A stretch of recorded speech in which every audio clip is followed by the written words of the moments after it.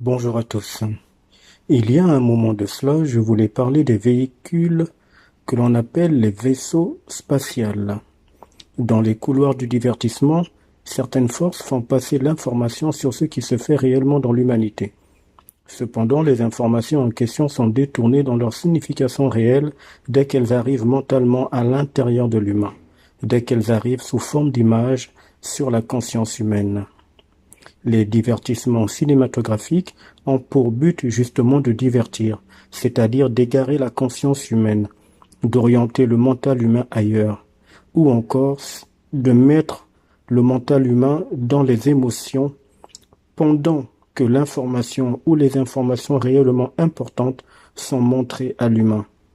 Dans le couloir des divertissements cinématographiques, il y a cet engouement au cœur de l'humanité pour les films de science-fiction. Les batailles stellaires, les voyages dans l'espace, les vaisseaux spatials. D'ailleurs, les vaisseaux spatials, parlons-en. Dans un audio précédent, j'ai parlé de la vue. En questionnant ceux qui ont écouté l'audio, j'ai demandé qui voit à travers vos yeux.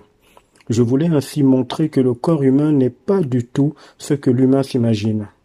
J'appelle le corps humain le véhicule de transport terrestre de l'âme et de la conscience. Vous allez maintenant savoir pourquoi. Les vaisseaux spatials tels qu'ils sont présentés dans l'art cinématographique ne sont que des illusions. D'ailleurs, en passant, tout ce qui est du domaine de l'art est connu et reconnu comme étant des illusions. L'art cinématographique est l'une des plus fortes illusions utilisées par les forces compliquées pour manipuler l'humain. Une illusion n'est pas réelle, mais par contre, elle doit déclencher en vous ou dans l'humain des émotions qui vous donneront l'impression que ce que vous voyez est réel. Et ça fonctionne très correctement depuis des milliers d'années.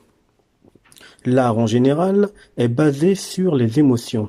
Une fois que j'ai dit tout ça, partons un peu plus dans l'information réelle au sujet du corps humain. Le corps humain, le corps carbone, est un vaisseau. Pour qu'une conscience ainsi qu'une âme humaine puisse se mouvoir dans la dimension de la mort, c'est-à-dire dans la Terre, par manipulation des entités, il fallait que le concepteur de ce piège fabrique un vaisseau spatial ou un vaisseau très spécial. Ce vaisseau, c'est le corps humain.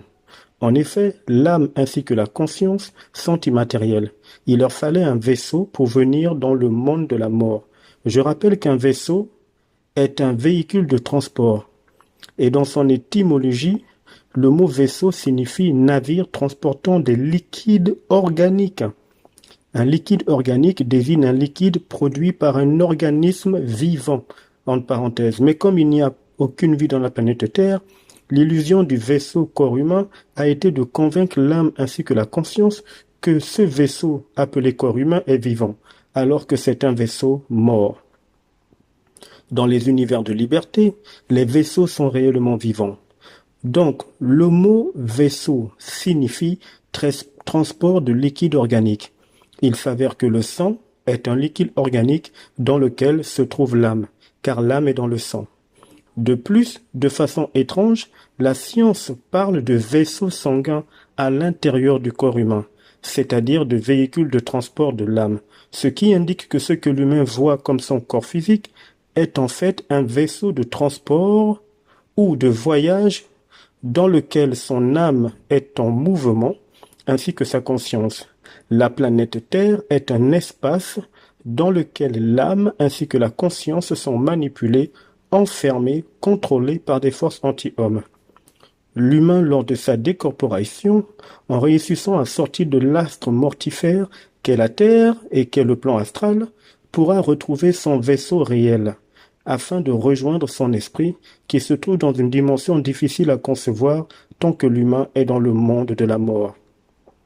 À plus tard.